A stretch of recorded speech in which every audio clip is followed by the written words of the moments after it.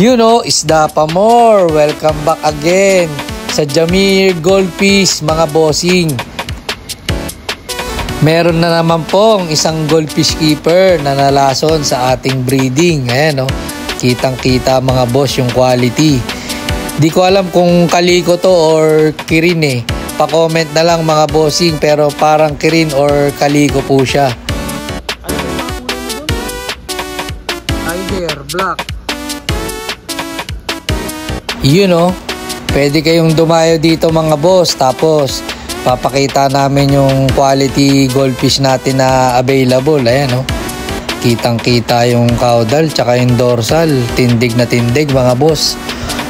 Bilog na bilog, manang mana sa nanay kay Chichi.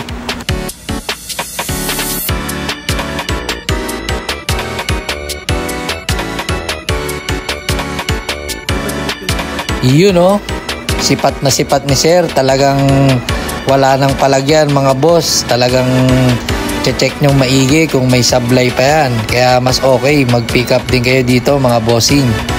Pero nagsesend din naman ako ng mga video mga boss pagka true lala mo bang pick up natin.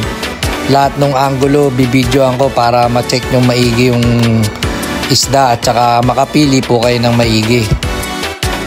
Ito pala yung bago nating breeder. Yan, ang pangalan niyan si Sailor Moon. Grabe, napaka-jumbo nito. Shoutout kay Boss Mark Casas sa napakagandang potential grade na female breeder.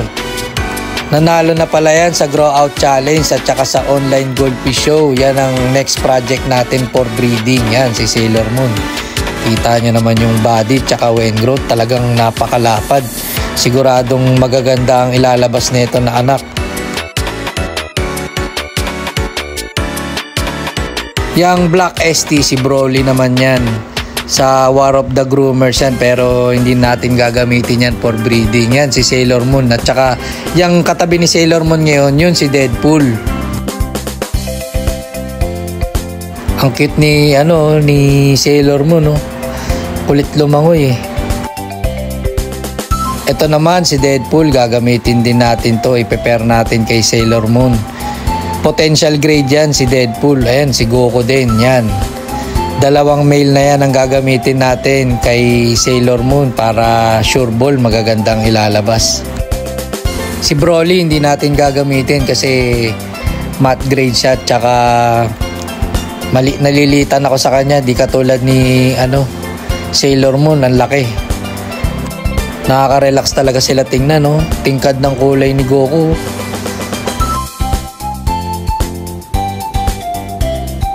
Quality talaga to si Deadpool, oh.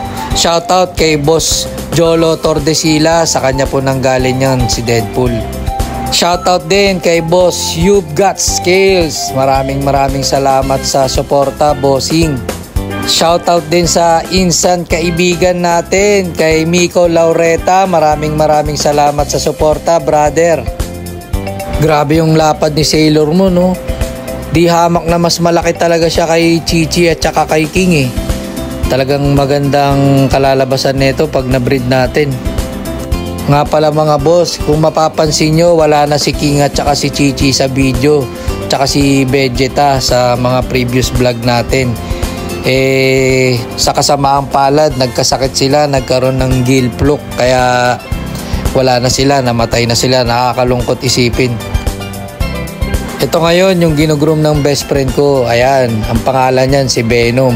Ito namang Tiger si Wolverine. Medyo long body sila. Ang gusto ko sa long body, hindi sila prone sa SBD kahit bombahin ng pellet yan. Talagang matitibay yan. Di katulad nung sobrang short body na ST, talagang madalas bumabaliktad pagka binobomba ng pakain. At saka mas malalaki sila, kaya maganda yan pagka napa-belly drop nyo mga boss. Kwento ko rin pala mga boss kung paano namatay at nadali sila Chichi, Vegeta at saka si King sa Gilfluke. Kumuha kasi kami ng import noon, and then hindi namin pinarantin, hinalo namin, kinabukasan yung import bumaliktad na, tapos may red spot. Tapos yun, doon na sila nagkasakit. Ito naman mga boss, yung ginugroom namin na dalawa, Tiger at saka Blue Base na Kirin. Ayan, si Killua yan. Tapos yung Tiger, si Gon. Balik ulit tayo sa Gilfluke. Actually, nadali rin si Goku, buti naka-survive siya. Napagaling namin. Kaya mga boss, pag may bago kayong isda, lagi nyo munang i-quarantine. Observe nyo muna within 3 days. Gamutin nyo muna ng rock salt at saka methylene blue. Si Goku, buti naka-recover. Talagang bumabaliktad na rin siya. Ang ginawa namin, Romac 2. Tapos sinundan namin yung dosage for 3 days. After 3 days, nilagay namin siya sa outdoor. Nilagyan lang namin siya ng rock salt at saka konting methylene blue. Tapos pinapakain din namin siya pakonti-konti hanggang sa naka-recover din si Goku. Yun oh. Ang ganda ni Killua oh. Talagang iba talaga pagka grooming sa outdoor.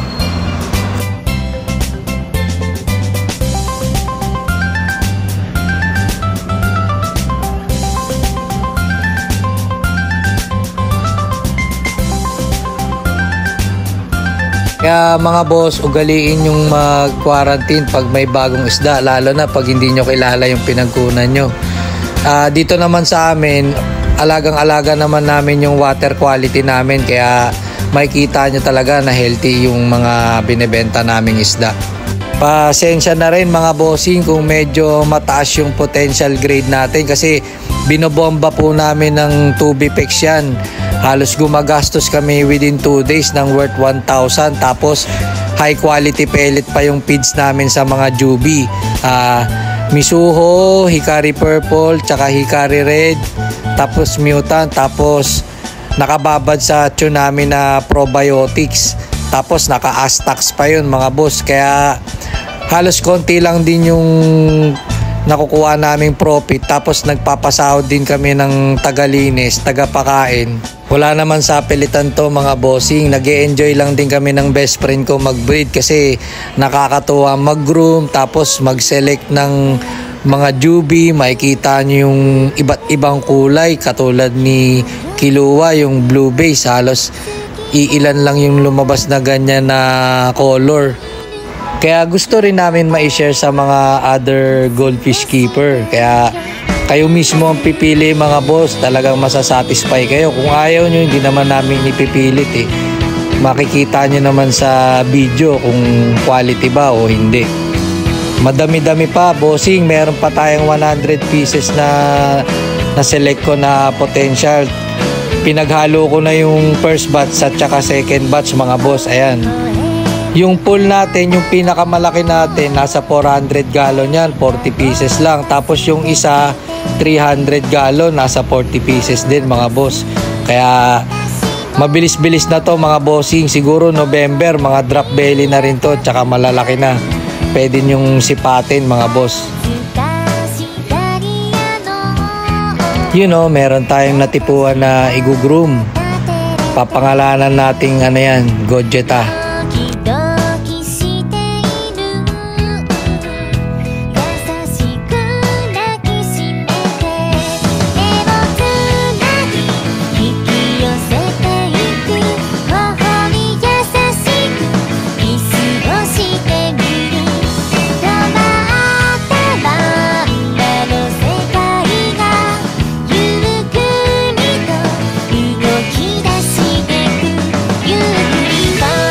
You know, Gogeta, napahaba. Sana mapabilog natin to mga bossing.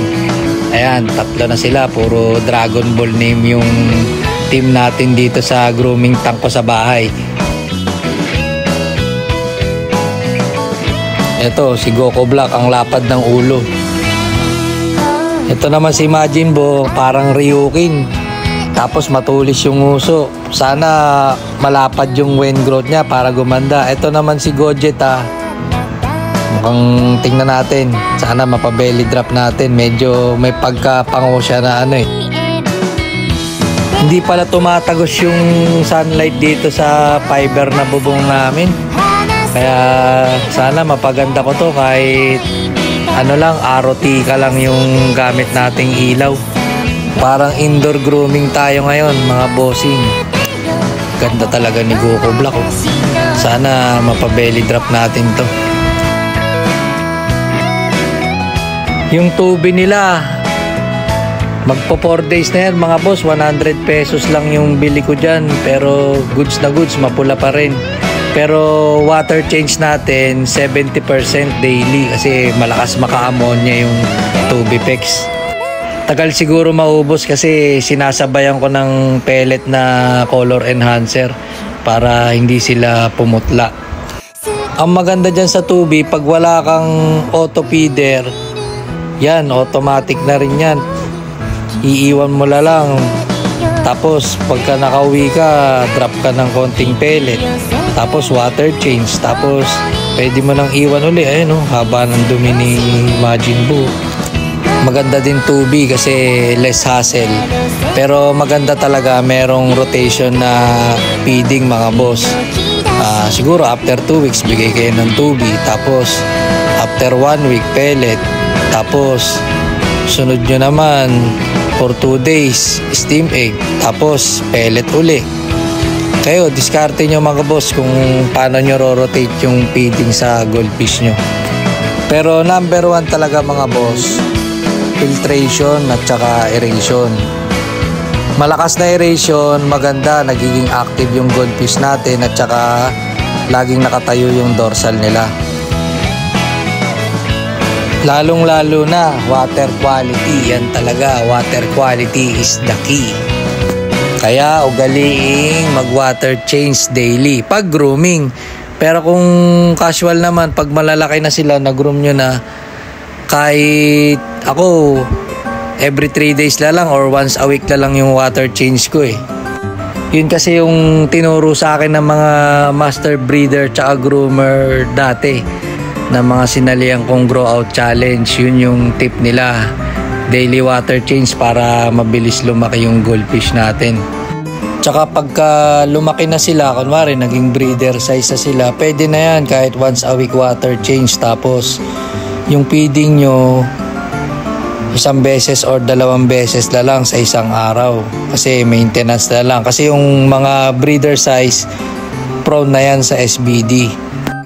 Obserbahan nyo rin yung tiyan pagka sobrang belly drop na. Tsaka yung caudal niya, yung buntot niya sa likod, umaangat na yan, delikado na yan. Papunta na yan sa SBD, kaya i-diet nyo na sila pag ganun na yung goldfish nyo. Ito din, next project natin mga bossing yan, import yan mga boss. Potential grade din yung rancho natin. I-vlog ko yan sa susunod mga boss, papakilala ko sila sa inyo.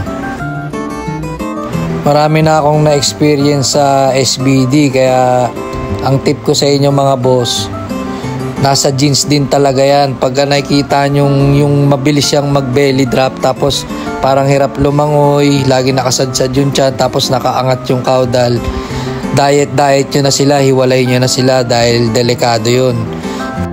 Kaya ngayon sa ginugroom ko, ang pinipili ko yung medyo pahaba yung body. Kumbaga hahabulin ko lang sa grooming na mag belly drop siya. Kasi yung mga ganun na body, yung masyadong maiksi, prone sa SBD. Pero hindi ko naman nilalat. Ito katulad nito ni Majin Buu. Talagang belly drop na kaagad. Ang lakas kumain yan, pero ang ganda pa rin ng langoy at saka di naman lagi naangat yung caudal niya sa likod. Straight pa rin siya pag lumalangoy. Kaya mga kinukuha nating breeder, magaganda yung genes. Talagang hindi prone sa SBD. You know, Ramen Burger, 99 lang yan mga bossing. Papalo na rin nung FB page namin. Maraming salamat mga boss sa suporta. Until next time, Jamir Goldfish is signing off.